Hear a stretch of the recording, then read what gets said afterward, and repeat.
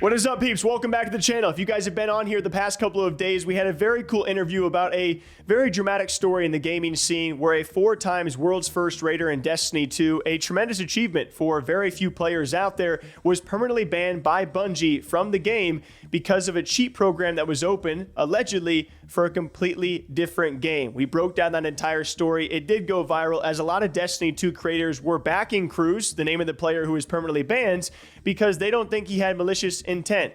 Another part of the internet, though, did find him to be quite stupid to leave the program open to begin with, and so the internet had its way with, okay, what does this story mean? What do people think is the actual truth? And unfortunately, we were left with someone who has 10 plus years of experience, over 5,000 hours, and world records in the game, being permanently suspended for what he says was a cheat that was in the background for a single player RTS game, a story that I have never heard anything like. So for all of you wondering, this is a full interview with him. I will hopefully leave some timestamps down below, but this is him explaining, you know, what the situation truly was. Before we dive into that full interview, I also, for all you non-Destiny people out there, want Cruz to explain a little bit of his background, what a world's first raid really is, and what that element of Destiny 2 really means, and then we'll hop into the full interview where he explains the actual situation of his permanent ban. Yeah, for sure. I mean, there's other games that have raiding, or the concept of a raid. I think the easiest example that maybe most people would know would be like WoW raiding. Destiny raiding is nowhere, I'll say, at that level or scale. It is not as difficult. It never has and never will be, especially since it's basically getting easier and easier and easier. But what a world's first is, what the day one is, what the raid is, it's a 6-man activity. You go into basically this mission, I'll say. It's going to have like 4 or 5 encounters. You don't know. I mean, we know because we have a format to follow. But typically, it'll be 4 or 5 encounters. And that kind of build into you going into this like dungeon environment where you're going to like go in and fight a bunch of these tough enemies. And it's kind of progressively going to get more difficult through mechanics, but also enemies. And then you got to work with your group to A, puzzle solve, but B, also learn how to optimize and execute said mechanic while, you know, not dying because you only have a limited amount of revives, not feeling the mechanics that'll be like a wipe, or like a, you know, like a death for everyone type thing that makes you reset. These things usually, I would say anywhere from 4 to 8 hours is kind of how long a day one would take for a world's first clear. I think for ours, it was, I think they've all been like 4 or 5, except for Val, which is the second one here. And that was mainly due to error codes, which I can get into if you want to eventually. But this was one of the most grueling world's first I think have ever existed. But not necessarily because of the gameplay. I mean, it was hard, but it was also hard not being able to play the game or having to redo an encounter. And also a quick side note, I love that Destiny 2 does these accolades. You know, being a RuneScape guy, I know they do their annual nominations for awards in the game too. So I asked him to show me his world's first belts because there are so few of them out there. Even some people out there like tried to sell these before. So for him to show off 3 of his 4 world's first belts, I thought that was a cool little touch for you guys to see as well. Yeah, so this is the first one that I won. This one says Vault of Glass on the bottom. So one thing about the first one that we won and how even our team was formed is that it was coming out when a period in Destiny where the content was really like Bungie was producing less and less and less. And to kind of counter it, they're like, hey, you know what? Instead of just giving you guys 1 raid a year because that sucks, we'll give you an older D1 raid and we'll kind of update it to the standards of D2. So maybe make it a little bit more challenging, balance it around modern abilities, yada, yada, yada. So anyway, for this one, it's silver because this already happened in 2014. Then in 2021, that's when the reprisal came out. So yeah, so like this one here, it's gold because it's basically the first of its kind of stuff. So that kind of pays and also says like Prime Guard 2014, that was the clan that won it the first time. And then it says Elysium 2021 on the side right here. Then for this one, this was the error code one, Valve the Disciple. I think thematically it's my favorite raid. So I think it's also the one I attach the most meaning to because with the error codes, we had to redo the first encounter I think twice, and both times the second encounter boss did not spawn. Like it completely soft locked. So with that, and then the third encounter giving us crazy amounts of error codes, they're probably about like an hour and a half, to the point where we stopped using like half of the sandbox because we're like, maybe this is why we're getting no. So with that, so we were, I think the first team that got to the final boss was like 3 hours or like 2 hours. I don't know, I might be making that up. At the very least, it was an hour before us, but I think it was closer to 2 at least. And it was such a difficult final boss to figure out and then execute on that we were able to get there and then obviously be the first team to beat it. So that was that one. Final one in a row, we had 3 in a row, was back to a reprisal. This one was King's Fall, which was the second raid that came out in D1. It's funny because the clan that won it, their name is My Dad is Bungie. So it says My Dad is Bungie on the side, and then also Elysium again. And then obviously, you know, it's got the same design where it says World's First at the top and then Cruz at the bottom. But now into the full interview, and I greatly appreciate all of you guys who listened to this all the way through. I got the chance to talk to Cruz for over an hour, but I chopped this down to about 20 to 30 minutes. But it was a great conversation in full about his permanent suspension or banning from Destiny 2, his side of the situation, and why he thinks Bungie will never respond, and that the appeal system is quite frankly unfair. So whether or not you believe his story, that is totally up to you. And he admits his naivety in the situation, and he doesn't need anyone to believe him, but this is his side of the Destiny 2 ban story. So I hope you guys all enjoy, and here it is. Now, obviously, why we're here today is some pretty crazy news that happened over the past week or so. If you don't mind maybe describing from your end, you know, how all of this went down and what initially went down, because you've now been permanently banned from Destiny 2, and a lot of the community taking this as like out of nowhere news, as we've only really heard from your end how things exactly went down. If you don't mind. Yeah, for sure. I will say that you will probably never hear from Bungie's side. That is unfortunately how they act as a company. They acted as a privacy thing for both parties, but also it gives them plausible deniability to affirm whatever they want to believe.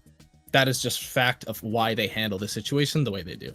Whether you want to believe that or not, that's just why they do it. Because they're not ones to publicly announce that they are ever wrong, unfortunately. But anyway, so what happened? Full transparency with my tweet, that's exactly what happened. I was just Sunday or Monday afternoon or something like that. I was playing Shogun 2 with the program which everyone's familiar now with, like ArtMoney open, which essentially I use to just give myself starting money when I start new campaigns, give myself like 100,000 coin or something like that, so I can like immediately upgrade the buildings faster. That then transpires into being able to build units faster, and ultimately when I play a game that I've played since I was 15, so 10 years now, and I've done, you know, 50 plus campaigns, I play for the enjoyment of me alone. I'm not gonna just sit there clicking end turn to go faster. Like I'll just enjoy it myself, right? So then I'm like, oh, it's it must have been Monday, because Zur is like the Destiny exotic guy. Basically to say I don't have a need, but it's kind of a weekly thing. Maybe I'll go if I remember. And if I don't close that program right away, which is what happened, I boot up Destiny and nothing happens. Like I don't get any alert or warning or anyone who brings up TOS in terms of like, oh, you should have read it all. No, you have not read it all either. Nobody has in their right mind. Does that mean I'm vindicated of my actions? No, but don't blame someone of not reading it when you yourself never have. And if you have, then kudos to you. You're in the 0.01% that reads all of that, because they've updated that thing probably like 10 times in the last 2 years. Anyway, with that being said, I literally loaded up the game and didn't get any alert or anything like that. From what I know, that like other programs, you won't even be allowed to boot the game. So I'm guessing because it's basically so old, because again, I used this when I was like 13 initially, I think, for the first time. I just have always like, it's something I know of using, right? So I'm like, okay, I'll just go do that. I have the game open. I'm sitting in the orbit screen for about like 20 minutes or so. And like I think I said to you, it's kind of like the main menu of Destiny where you just kind of load up and you're sitting there. Nobody else is there. You're not in any gameplay. I was literally on a website called D2 Armor Picker, which basically is like a website where you can make builds and it helps you optimize things. It takes all your inventory and like calculates the most efficient way to do it. And builds and that efficiency is one thing I really like about Destiny, even though its impact is very, very minimal. I like having super optimized builds. It's exactly why I use ArtMoney and Shogun, because I try to hyper perfect the unit to basically see how good it can be. If I can have a Royal Marine 1v5, that's fun to watch sometimes, right? So just giving a context of why I would use it. But yeah, it was just open background. I didn't, no alert, no nothing. I didn't think that he was even gonna do anything, because I mean, I've no intention, like, why, I don't know, like, why would I cheat on a Monday and there's no activity? So like I didn't even do anything, so there's no even action of cheating. Anyway, then I get error coded and permabanned. I send the appeal because that's what I'm supposed to do. They say, hey, a program's been detected, so we're in the right, and GG's. Doesn't matter who you are. I'm not saying it should matter. I'm just saying the situation is stupid. Given what Bungie knows, which I know they know, that no values were like affected or changed, they would have stated that in that appeal response. They just said something's detected. I voluntarily exposed, hey, it's this program, because why wouldn't I? I'm just being honest. If I really was cheating and hiding, I wouldn't announce that I was using a program at all. I'd been like, what the heck? This came out of nowhere. The fact that I'm open to even acknowledging that, as well as all the other examples of my character, which people, don't know of. I don't blame them to know. I'm not some famous person like people think I am. Anyway, really quick, stretching back, you said the reasoning for nobody's reading TOS, which I do agree with. Most casual people like myself, we don't read TOS. I think the devil's advocate of that side would be, okay, you're a pretty experienced player. You're also doing things where records are involved.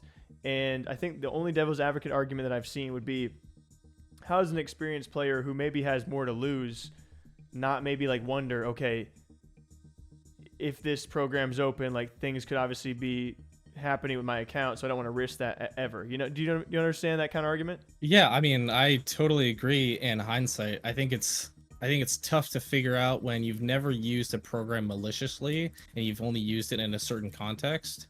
And I mean, yeah, I could go through and be like, this program does, maybe, and then this maybe connects. It's reasonable to believe that based off my usage and how I say I use it, which, again, believe me or not, I know what I did. I use it to give myself money. I can boot up Shogun right now and show you my army if you want me to. That's the type of use I have for it. So to me, it's not in my frame of mind of hey, yeah, this is a blatant cheating program that's going to get flagged, when I know the type of game Destiny is too. It's all server side. Why would I think something in a local player, single player experience that changes money would be able to give me infinite ammo on heavy? I don't know. It's not something that the typical average human mind in my circumstance is going to think of. It's not reasonable to expect that of most people. And I think I think I tend to agree with you. Looking at this, my first reaction was, whoa, I've never seen something like this before. I've covered quite a few games, and typically you see people who cheat in a certain game, they can get banned for cheating in that said game. It's a very rare occurrence to see someone for allegedly cheating or using a program to cheat in a separate game to be banned from a different game. Do you know what I mean? So yeah, absolutely. I mean, and I get that the program, I use it for this. That doesn't mean in theory, I can't then, if it's still open, apply it to another game that is multiplayer focused, right? But are you understanding to the difficult situation though when we come across the internet today, where all of a sudden you have all these engineers or these internet people with very different opinions and very different interpretations of a situation like this, and so now it's been taken all these different ways. Are you aware of the almost unfortunate circumstance that is today? 10 years ago, this wouldn't be as hot of a topic. Nowadays, people have severe trust issues with anything online, you know? I know. It's and the more ironic thing about it is that I know most of these random, no offense, random just general people, I know their favorite content creators. I have met them, had drinks with them, done like I've existed with them, had great conversations, been mutual friends with them, and then it's like, oh well, of course they're gonna be on my side. Well, yes, because they know who I am, right? And that's where the you know, basically that connections aspect matters. They can,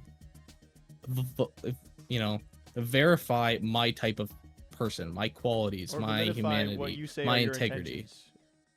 They, again, don't only people who know are me and Bungie. Bungie will never say, never, because it's in their terms, that they will never declare exactly what it is. They will keep it as gray as possible so that, again, they have the reason to take action the way they want to.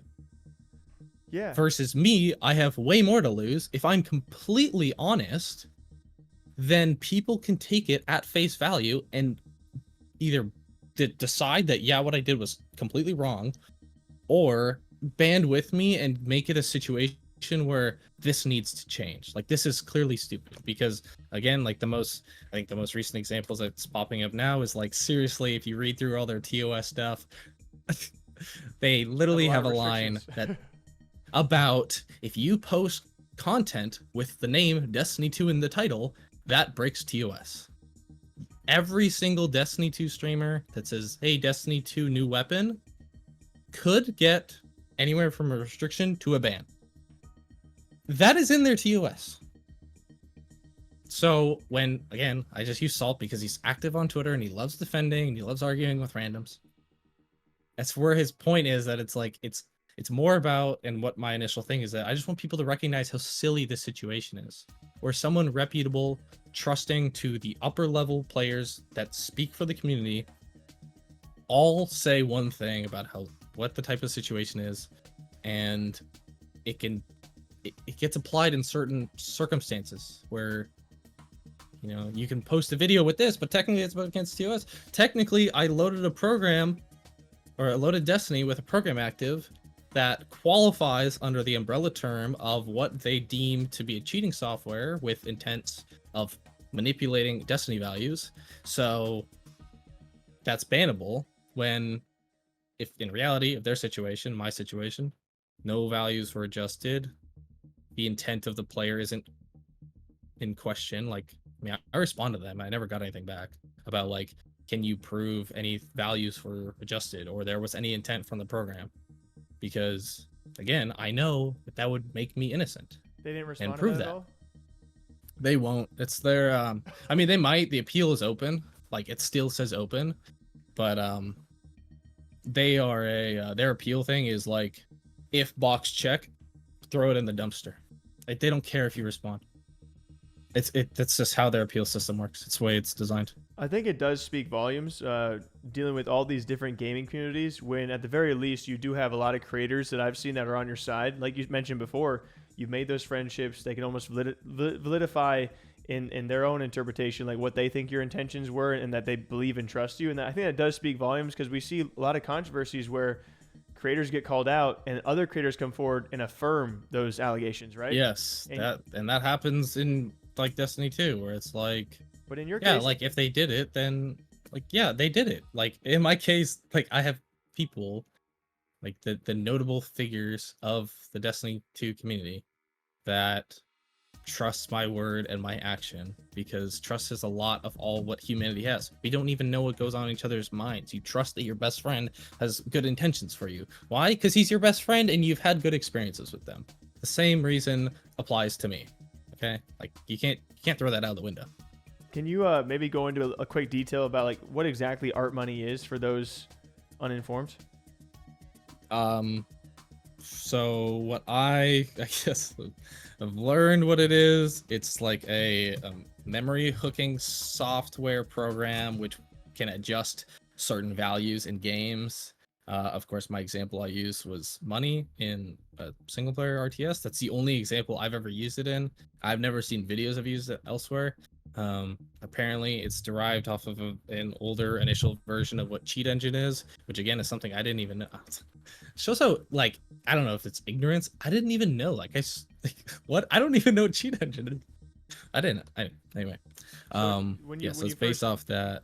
Meaning, like, when you first got it, you're saying, like, my intentions were pretty clear. Like, did you stumble across a video where, like, it said use ArtMoney to do this in Shogun 2, or how did you come across it? Yeah, pretty much. I think I was on like a Total War forum on the Steam community. It was, again, like back in like I think 2014 is when I initially used it, or around that time.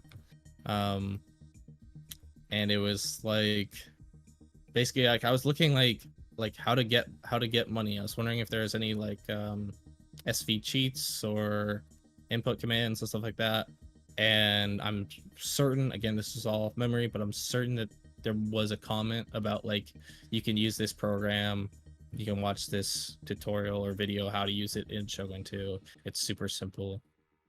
You click these values and apply it over, and then once these two values, I think it's super rudimentary in terms of how it works in like a game like Total War.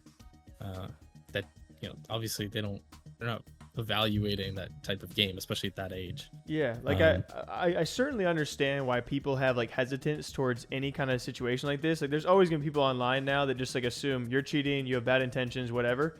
I guess for me, the other side of the argument, where we do see a lot of creators and responders fall, like, what?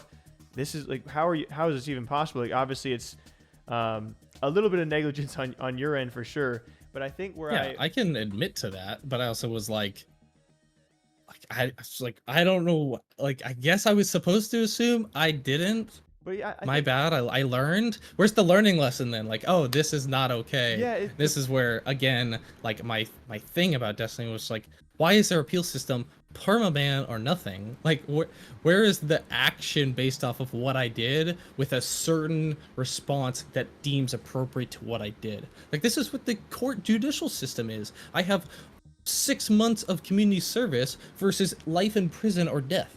They're not the same thing. That is a really good comparison, I feel like.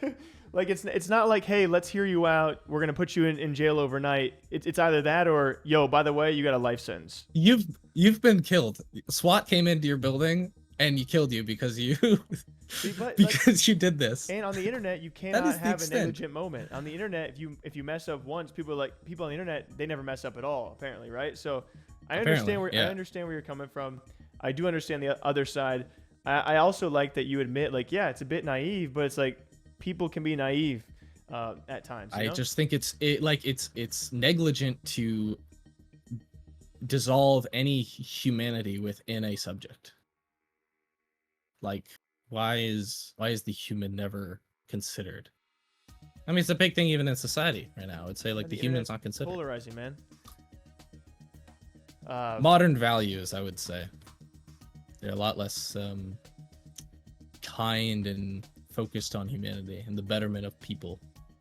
Yeah, but and it's also, I feel like I affirm with you on some of these things, not to lean too hard one way or the other, but I've seen a lot of the responses. Yeah, watch out. If you say too many good things about me, you'll have 100 different bot comments saying I should kill myself. It's like, we can't have a conversation about this and like just hear the guy Cheaters out. Always cheat.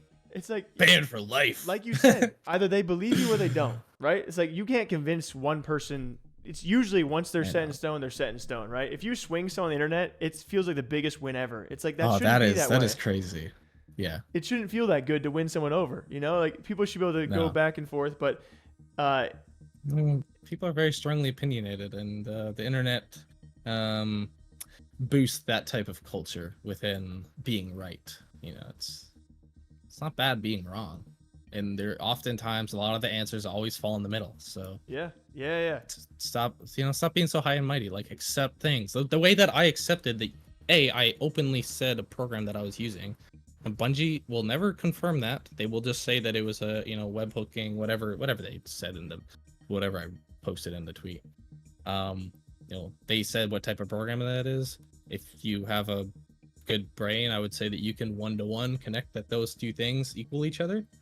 But again, like, if you don't believe that what I'm doing, like, I don't know, like, if you think I'm some big streamer who's genuinely cheating and have always been cheating, And now what? That I all of a sudden get caught, but these are all validated because these have all been done, or like why wouldn't I just have some Smurf to test out the program and then just boot up the game? And be like, yeah, now I'm chilling. Like, Yeah, you'd think you would be smarter about it. It's a strange spot to say that. Yeah, A, I should have known, or B, like, what I did was. I don't know. There's so many sides that both say I'm way too smart to do this, and also I'm the dumbest person on the planet. Like, which is like part of the whole funny. How do you fight back I on don't. both sides? I let Salt just talk to everyone, and I respond to every 1 million.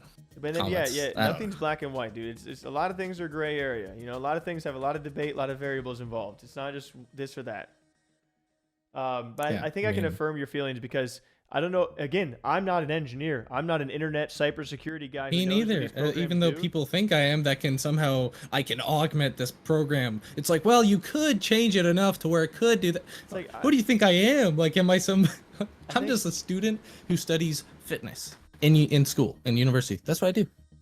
That's my career. I think I affirm. I play games on the side. It's like I back in the day, like when I was in middle school, I don't think I would have been able to comprehend like, oh, if I have my botting program for RuneScape open, which I did do, I botted RuneScape and lobsters and swordfish in RuneScape because I was in middle school and I wanted GP, right? Like I'm sorry. Yeah. Not my. You're good, dude. It's like, I think I'll be okay, right? But I never would have thought that if I had that program open and that program turns out to be something that I didn't think it was while I'm playing CS:GO, that it might vacuum me on Steam it can make you buy multiple AKs in one round. Oh, I didn't know. Yeah, and again, that might not be a fair comparison because I don't know tech like that, right? But like, yeah.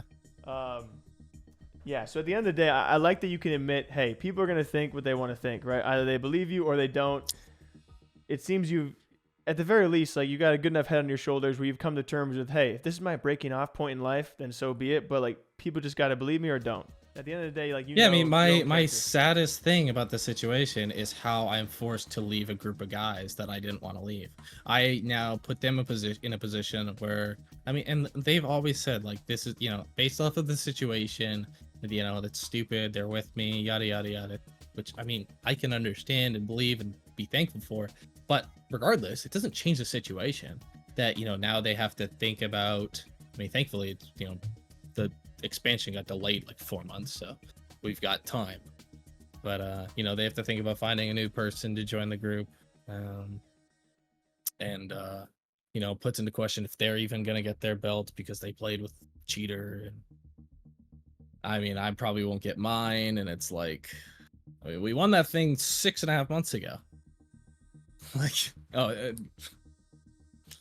yeah, you can start to see how silly it all is. Yeah, but, quick side note too. Yeah, but ultimately, that's the thing that hurts the most. Yeah, and a total quick side note. I didn't realize we didn't touch on this. For people who don't know, Shogun 2 is like a RTS single player game, right? Yeah, so I mean, there is a multiplayer component where you can 1v1, but there's no money. They get distributed the exact same units, I think, and I mean, I don't even know if any, like, I wonder what the weekly player count on that game is. Yeah. It's like 50. Like the game came out in 2013. Yeah. I think there's been like 13 new Total War series games, and like Total Wars, like, that's so sad. I know, right? It's well, listen, if they actually made the growth system make sense, where you actually have these places that make more money over time, and then I wouldn't need to. It's so funny, like, yeah. As far as I know, my real quick, my workshop files with that game are extensive. I got like 20 workshop mods. So you think if I knew there was a way to just like flat out boost economy like crazy, I would have done that, because like, again, my list of like, I've got like a tower defense rebalance, a food rebalance, makes enemy armies like more likely to have more armies late game, because that's one thing. Like, there's like one army and I'm like, what are you doing? Like, this is late game, you should have like 5. Yeah. Well, it's so funny because you have games like Age of Empires where they give you the cheats in certain modes. Like, hey, if you here's the code. Like, if you want to play for fun and use cheats, like they just like tell you SV cheats.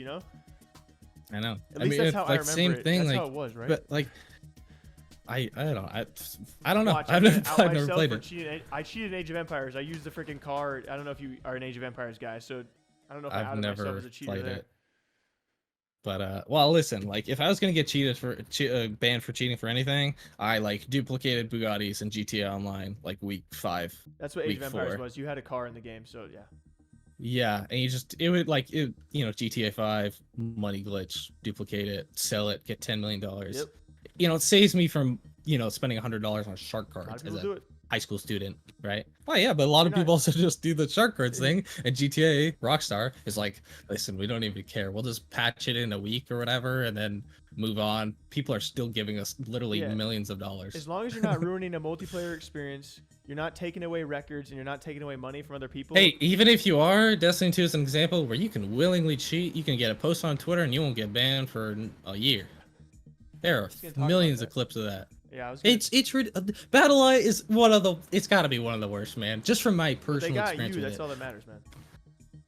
That's what people say. I think that'd be the main refute to the whole. A lot of people in your corner are talking about the rampant PvP cheating issue in Destiny 2 and how somehow I don't play PvP mainly because within like a trials card, for example, which is like, let's say it's 7 games of this end game PvP activity, I will at least come across one cheater. More than likely, though, I will be faced against different recovery players, where it's like a 5 KD player playing on a 0.3 or something like that, right? Interesting. Which, has been a thing for a long time. They made it a big thing, I'd say, in 2022. It's definitely diminished, but it still exists. I mean, I have known of people. I don't know them personally, but I've known of people who have main accounts and do that, and they never get banned. If I could ask you one last thing, like, do you have like a final statement or like a message for Bungie, or just something you want to say to, whether it's to give people like a TLDR or just some final words you have on the occasion, final remarks?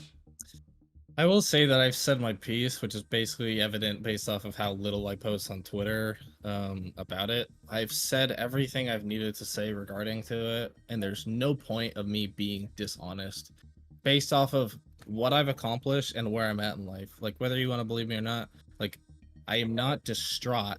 Sorry if there's a dog barking.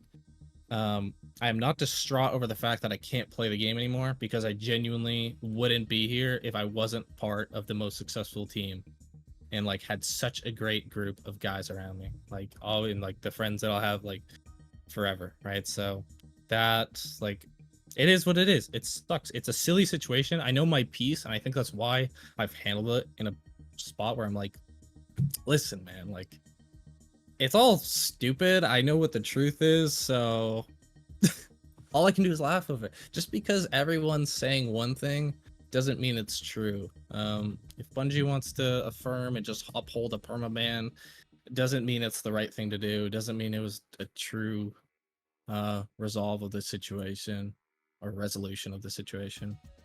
Of course it sucks.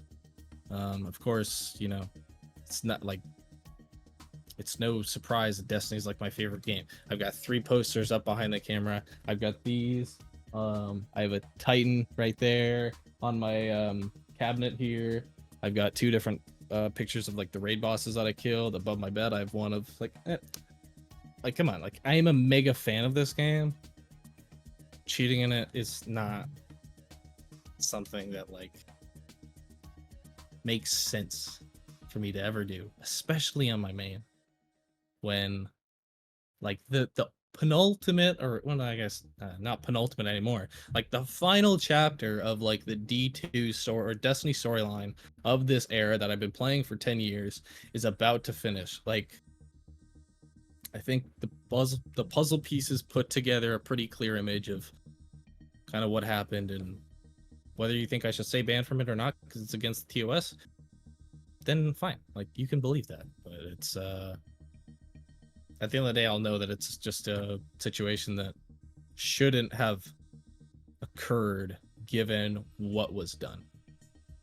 Yeah, I think for me personally, man, it was well spoken and it was well explained. And like you said your piece. You've also said your piece in full. Like, you've given people your full side of things, and at the end of the day, that's all you can really do, right? I don't really have anything to hide. Like, I don't know. People can think I'm some evil villain, but like, whatever. Okay. I've been called a lot worse things for winning a world's first. So Yeah, true. And now I'm a cheater. Now I get spammed on comments on my old world's first videos now saying, "Oh, he always cheated, so none of these matter." I'm like, okay, so just delete that, move on with my life. yeah. Like, You seem to have a good head on your shoulders for a situation like this, as stupid as it may seem, you know? well, And as always, if you guys want me doing more interviews like this, make sure to leave a like or a comment down below. And my DMs are always open for creators who have stories like this that they want to share. It was a great conversation. It was great to sit down with the guy and hear his perspective. And I can't help but admit to all of you, by the end of that hour, I was thoroughly convinced I could believe this guy. And I don't know if that's the case, all right? I don't know if that's completely true, but I choose to believe that he did not have malintent when having this program open in the background. I choose to believe his story of he was using this for a RTS single player game, and I align that through that conversation with things that I have done in my past, and not knowing all the technical ins and outs of what these programs could be detected as by other games out there. That is just my perspective. If you guys don't believe him, that's fine too. He also says that, and if you do believe him, that's great. Unfortunately, he is stuck in a situation where it doesn't matter what we think, because it only matters what Bungie does in this situation. And will they do anything now after this, even despite the turmoil and uproar of this situation? Most likely not. And so at the end of all of this, whether you believe him or not, I'm still left feeling a little bit bad for Cruz, because he's simply just trying to get his side of the story out. And this is probably the last we'll hear, or close to the last we'll hear from him. It might be the last time he ever plays Destiny 2 and does Worlds First, and it's probably the last time we'll hear any update from Bungie on this case as well. So what do y'all think? Till next time, take care of yourselves, and we'll see you back here soon.